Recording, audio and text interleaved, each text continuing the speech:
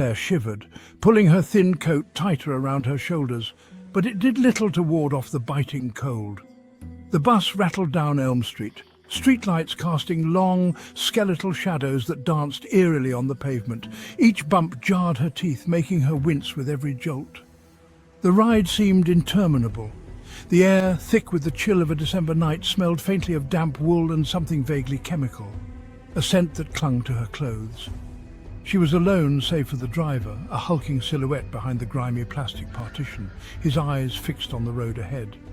Her reflection stared back from the window, pale and drawn, eyes heavy with exhaustion. It had been a late shift at the diner, the kind that left her feet aching and her spirit weary.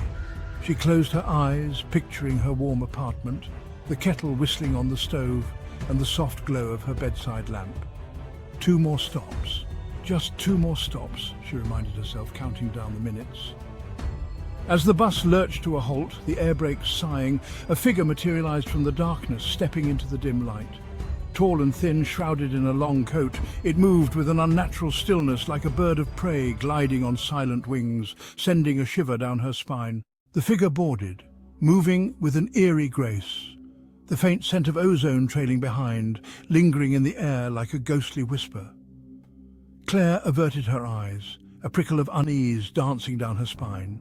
She could feel the tension in the air, thick and palpable. The figure chose a seat a few rows back, its face obscured by the shadows of a wide-brimmed hat. It sat motionless, an enigma wrapped in darkness. She could feel its gaze on her, cold and assessing like the touch of a spider web. It was as if the figure was dissecting her every move. Claire clutched her purse tighter, her heart hammering against her ribs. Each beat echoed in her ears, amplifying her anxiety. The driver pulled away from the curb, the engine groaning in protest. The bus lurched forward, adding to the sense of unease. She tried to focus on the rhythmic drone of the engine, the passing streetlights painting fleeting patterns on the grimy windows. Each flash of light felt like a heartbeat, a momentary distraction. But the silence from the back of the bus pressed down on her, heavy and suffocating. It was a silence that spoke volumes, a silence that screamed danger.